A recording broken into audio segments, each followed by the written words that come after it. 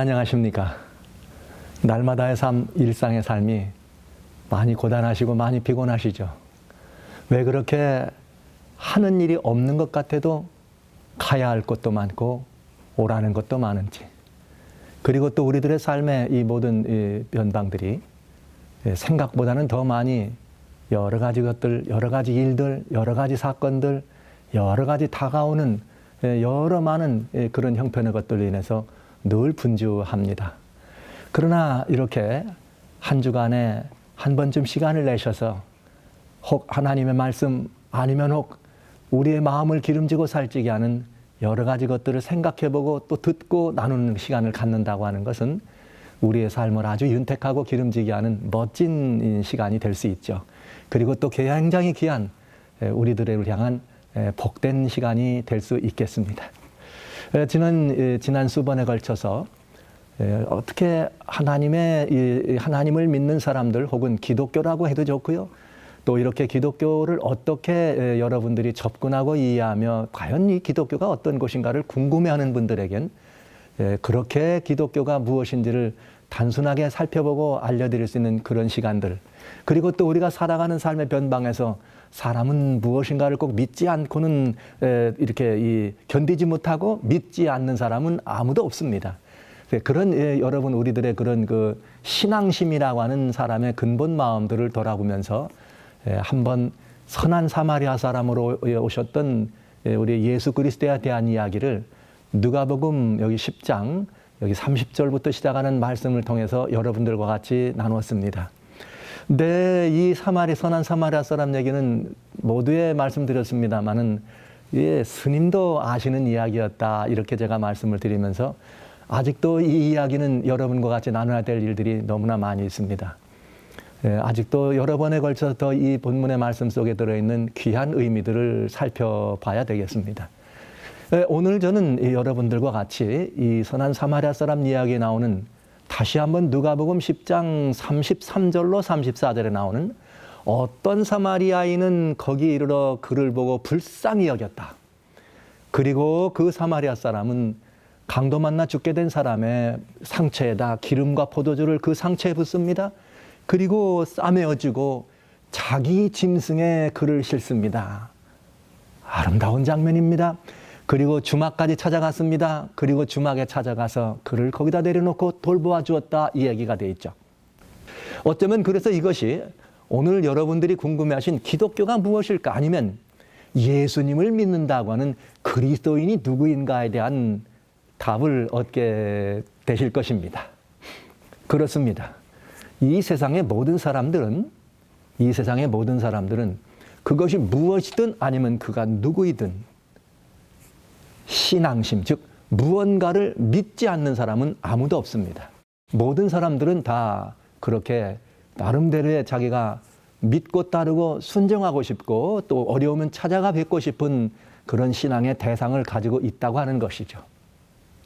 이 말씀을 저희들이 생각하면서 한 번쯤 하나님께서는 그런 문제에 대해서 어떻게 말씀하실까? 하나님의 말씀 전도서라고 하는 성경 3장 11절엔 전도서라고 하는 성경 3장 11절에는 이런 표현이 있습니다. 하나님이 세상을 창조하시고 만드십니다. 모든 것을 때를 따라 아름답게 만드셨다 그랬어요. 모든 것을 때를 따라 아름답게 만들었다. 그러나 사람에게만큼은 영원한 것을 사모하는 마음을 주셨다, 이렇게 표현했습니다. 그러니까 사람만이 가지고 있는 아주 독특한 그 마음에 있는 기능이 있습니다. 다른 여타의 동물이나 짐승이나 생물계는 이런 것이 없습니다. 오직 사람에게만 주신 것이 있는데 그것은 영원한 것을 사모하는 마음이라 표현하고 있는 것입니다. 영원을 사모한다는 것은 우리 인생이 시간 속에서나 공간 속에서나 유한한 존재잖아요. 우리가 유한한 존재이기 때문에 이 유한성을 뛰어넘는, 그래서 뭔가 짧은 이제는 백수 인생도 청년의 시대라고 말하는 시대가 됐습니다만, 이런 제한된 시간 속을 살아가는 인생이기 때문에 제한된 시간 밖의 것을 사모하고, 혹 말하자면 죽지 않음을 사모하고, 또 제한된 공간 속에서 살기 때문에 이 제한된 공간 밖에 대한 것들을 생각해보고 그리워하고 그것들을 추구해보는 그런 마음을 주었다는 것이죠. 이것을 우리 다른 말씀으로 말하면 사람에게는 신앙심을 주었다, 이렇게 볼 수가 있겠습니다. 이것을 신앙심이라 그러는 거죠. 우리 모든 사람이 가지고 있는 이 신앙심을 잘 어떤 형태소 안에 집어넣고 모양을 갖추고 무언가 이렇게 잘 만들어 보면 그것을 각각의 이름으로 이름을 붙인 종교라고 얘기할 수 있겠습니다. 여러분, 가끔 근래는 이 SNS를 통해서 개가 주인을 따라서 기도하는 것들을 이렇게 보여주는 것을 봅니다. 그러나 강아지가 사람과 같이 기도하는 흉내를 냈다 그래서 강아지가 하나님을 신앙하는 건 아닙니다. 어떤 SNS에 보면은 개가 웅얼웅얼하면서 마치 뭔가 노래하는 것 같아요. 찬송을 부르는 사람 곁에는 찬송하는 것 같고 다른 노래를 부르는 어떤 사람들 곁에는 노래를 부르는 것 같습니다. 그러나 여러분, 강아지가 아무리 똘똘해서 사람 곁에서 가지고 찬송을 불렀다 그래서 그가 하나님을 신앙하는 것은 아닙니다.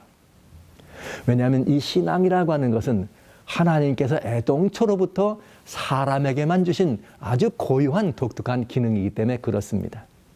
그러나 그렇기 때문에 모든 사람은 다 누군가 아니면 무엇인가를 믿게 돼 있습니다. 나는 아니라고 말하는 소차도 아니면 정말 자기 통장 속에 있는 돈을 믿더라도 믿게 돼 있습니다. 근데 중요한 것은 어떤 것을 믿는 마음이 있고 믿는다는 것이 중요한 것이 아니라 왜 믿느냐 하는 것입니다.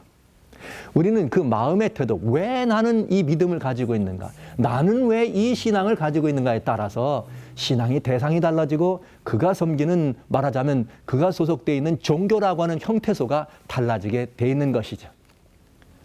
그래서 많은 사람들은 어떤 이는 기독교를, 어떤 이는 불교를, 어떤 이는 이슬람을, 어떤 이는 힌두교를, 세계 다양하고 많은 종교들을 믿는 것입니다. 뭐 인도 같은 데는 심지어 사람 하나수마다 종교가 다 사람마다 다르다고 하니까 수억 가지가 된다는 말도 되겠죠. 뭐 대벌에서 그렇다는 이야기, 얼마나 많은 종교성에 대한 이야기가 얼마나 보편적이면 그런 이야기까지 나오겠습니까? 하루는 한 젊은이가 제게 찾아왔습니다. 이 젊은이가 제게 찾아와서 묻기를, 목사님, 그래요, 어떻게 하면 사람이 구원을 얻을 수 있습니까? 이렇게 단도직입적인 질문을 제게 가지고 왔습니다. 저는 그 젊은이를 잘 압니다. 요즘 젊은이들 생각이 많죠. 아주 독특한 질문들을 많이 하죠. 제가 이 젊은이 마음을 잘 알아요.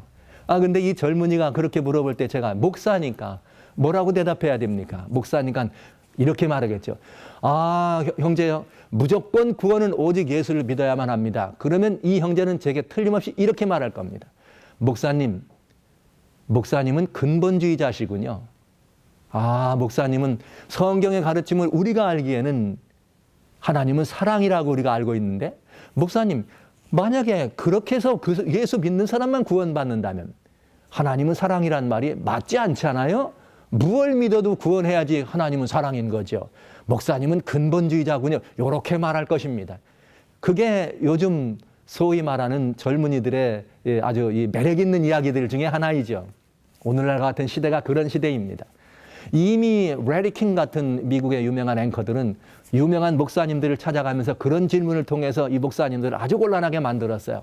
신부님들을 아주 곤란하게 만들었습니다. 그런가 하면 그분들은 또 이슬람의 이맘이라고 하는 그 선생들을 곤란하게 만듭니다.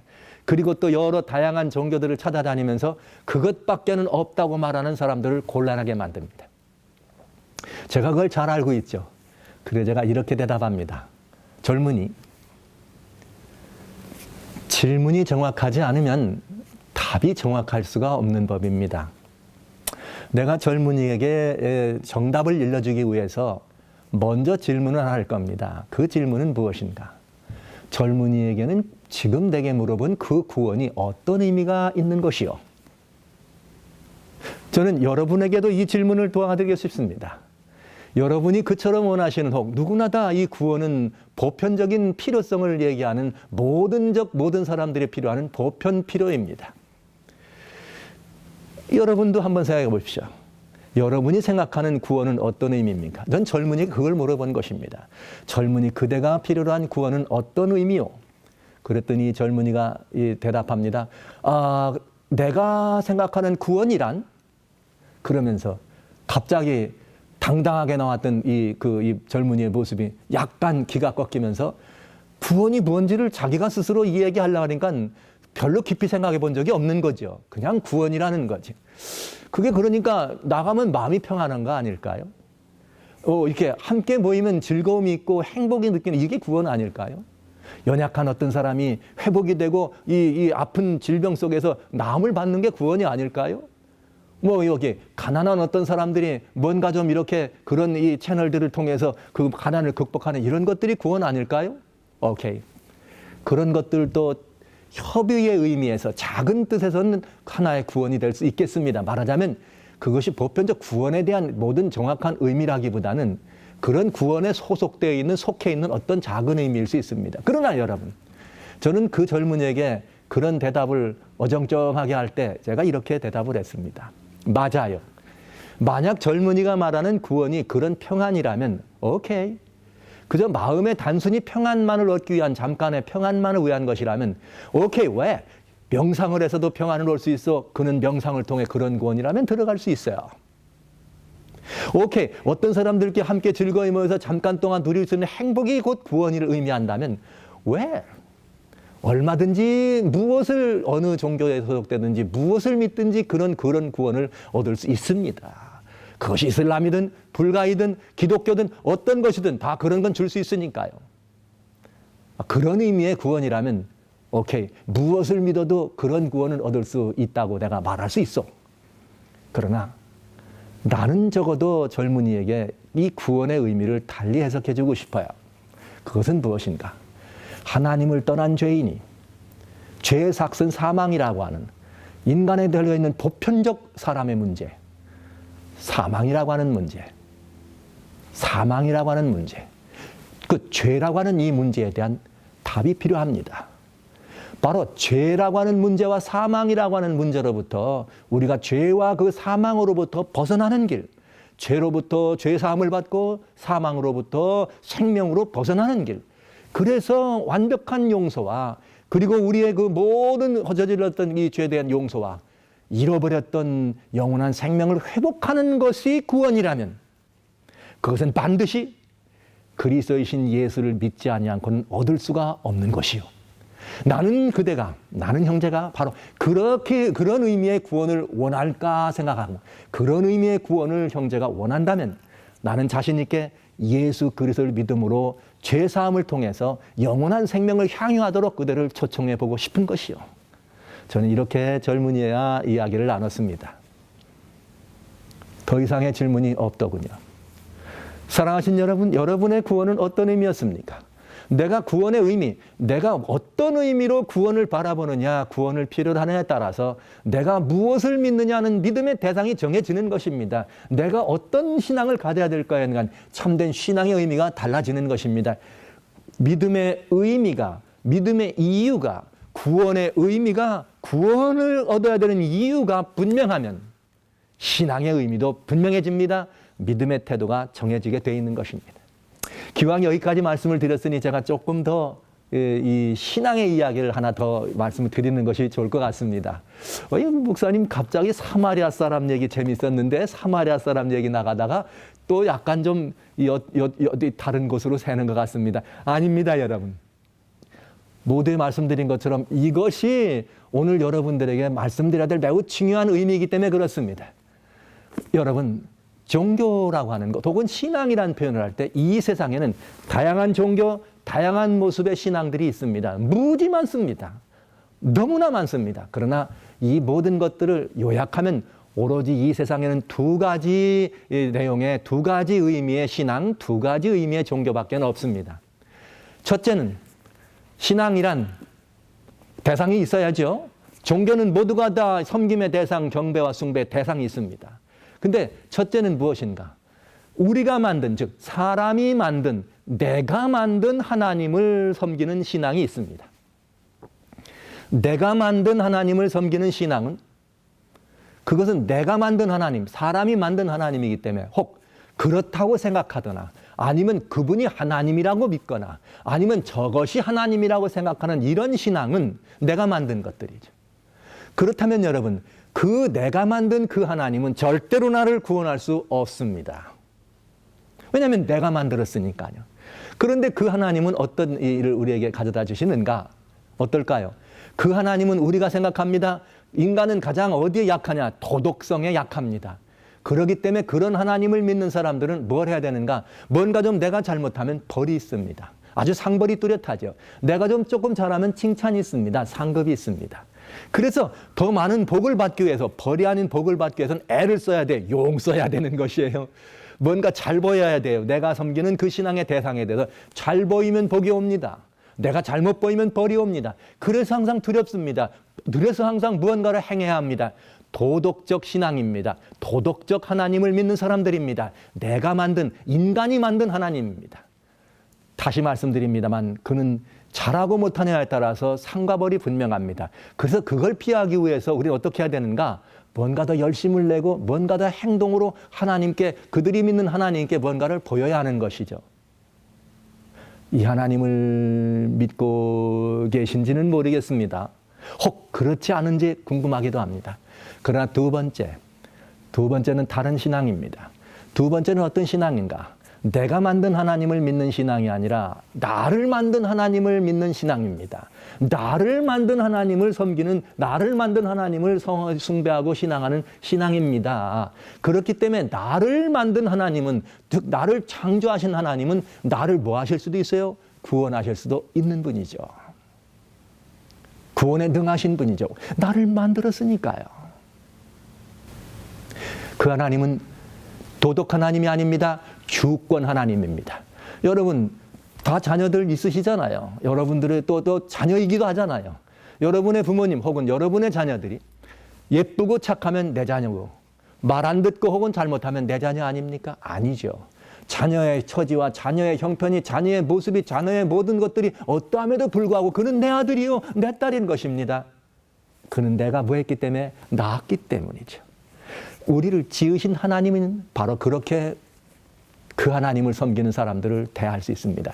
잘하기 때문에가 아닙니다. 못해서가 아닙니다. 뭐 잘하면 벌을 이렇게 상급을 주고 못하면 벌을 주는 그 이상입니다. 주권 하나님입니다. 잘못했어도 혹은 부족했어도 나는 너를 뭐 한다는 거죠? 지었기 때문에 책임지고 내가 너를 지었기 때문에 사랑하신다는 것입니다. 그분이 바로 기독교가 믿는 하나님이죠. 네. 이 하나님은 도덕성에 따라서 우리를 대하지 않습니다. 하나님은 우리를 지으셨기 때문에 주권적인 하나님의 사랑으로 우리를 대하십니다. 이 이야기가 바로 선한 사마리아 사람에 나오는 오늘 여러분과 또 한 번 읽었던 누가복음 10장 33절 34절에 아주 매우 중요한 이야기입니다. 여기서 기독교는 출발하는 것입니다. 여기서 기독교가 출발하는 것입니다. 그렇게 해서 그 하나님은 여기 말씀하신 것처럼 우리를 지은 분이기 때문에, 우리를 지으신 분이기 때문에 어떤 사마리아 사람이 그 강도 만난 사람에게 찾아오신 것처럼 그 하나님은 인간이 당하는 고난을 바라보시고 사람이 처한 형편을 바라보시고 우리를 찾아오신 것이죠. 나는 아니라고요. 아니올시다. 아니올시다. 시편 94편 9절 기억하십니까? 제가 말씀드린 내 귀를 지으신 분이 우리의 모든 걸 어떻게 합니다? 듣는다고. 내 눈을 지으신 분이 우리의 모든 것 형편들을 어떻게 합니다? 보고 계셨다. 이 하나님이세요. 그러면 나는 아니라고요? 나는 빠졌다고요? 그러면 여러분, 그러면 그렇게 말씀하시는 여러분, 나라고 한 그 표현에 있는 그대는 어디서 뚝 떨어진 별똥별입니까? 아니잖아요. 지난번에도 말씀드렸습니다. 이사야라고 하는 성경 40장 26절에 말씀하신 것입니다. 너희는 눈을 높이 들어 누가 이 모든 것을 창조하였나 보라. 모든 것들을 만상을 수요대로 이끌어내시고 각각 이름을 부르신다 그랬어요. 빠진 것이 없다 그랬습니다. 그러니까 여러분도 만상 중에 하나이니 하나님의 사랑의 그 그늘 아래서 빠진 이가 없다는 이야기입니다. 그런데요, 여러분 그 하나님이 인류가 당하는 고난을 바라보시면서 우리 곁에 찾아오신 것입니다. 그 우리 곁에 찾아오셔서 이 강도 만난 이 사람들을 상처를 치료하시고 그를 대접해 주셨던 그것처럼 바로 하나님께서 우리 각자가 인생 17길에서 경계하는 이 모든 것들을 어떻게 벌 보시고 보셨기 때문에 고난 중에 있는 우리를 찾아오셔서 우리의 고난 속에 있는 우리를 건져내시는데 이 고난이 무슨 고난이냐? 보편적 고난, 영생을 잃어버렸다고 하는 사망으로부터 우리가 고난받는 그 모두를 건지기를 원하셨다는 이야기입니다. 그래서 그분은 찾아오신 것입니다. 그런데 여기 이제부터 놀라운 이야기가 시작됩니다. 놀라운 이야기가 시작됩니다. 기독교란 혹은 그리스도인이란 그렇게 찾아오신 그 하나님을, 예수 그리스도의 이름으로 사마리아 사람 되어서 우리 곁에 오신 그 하나님을 우리가 만나서 대면해서 그분이 우리에게 부어주신, 죽게 된 우리에게, 상처만 난 우리들에게 기름과 포도주를 부어주신 그것을 대면에 만나는 순간부터 기독교는 시작이요 그리스도인은 시작입니다. 여기 이 성경은 참 재밌는 이 보물찾기가 되어 있어요. 어떤 이야기들은 그저 교훈과 아름다운 복된 이야기로 되어 있지만 어떤 이야기들은 살펴보면 매우 중요한 은혜나 상징으로 되어 있는 이야기가 있습니다.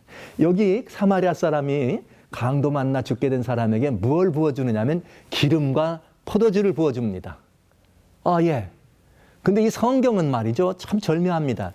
그저 기름과 포도주를 아주 상징적으로도 중요한 의미가 있게 말씀하세요.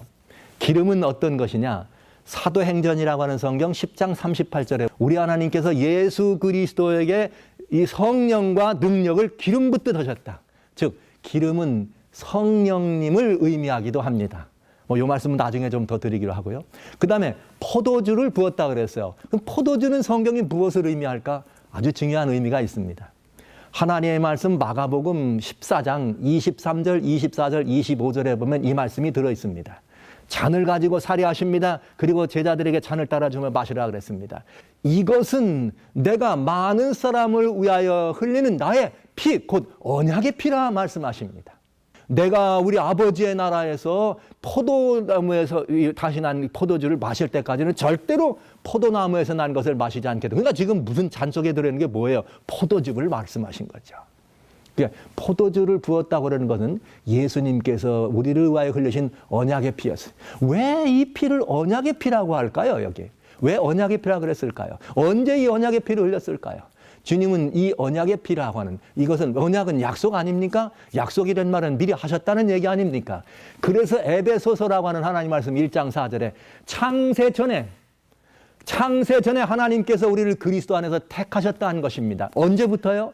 창세전, 여러분과 제가 지어지기도 전, 아니죠. 여러분과 저뿐만 아니라 아주 오래전 역사가 시작되기 전, 창조 전부터 여러분 모든 인류는 예수 안에서 택함을 받은 것입니다.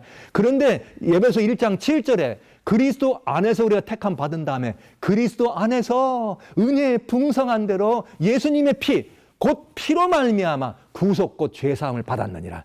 그러니까 이미 창세전에 하나님은 우리를 죄사함, 용서를 위해서 뭘 약속하셨다는 거예요? 언약의 피를 약속하셨다는 거죠. 이 피가 무슨 피입니까? 예수님의 십자가에서 달려 돌아가신 바로 죽으심을 의미합니다. 그래서 예수님이 이 땅에 오셨을 때 마가복음 10장 45절에 인자가 온 것은 내가 섬김을 받으러 온 것이 아니라 도리어 많은 사람을 섬기고 많은 사람들을 뭐하러? 대속물로 나를 줄여왔다.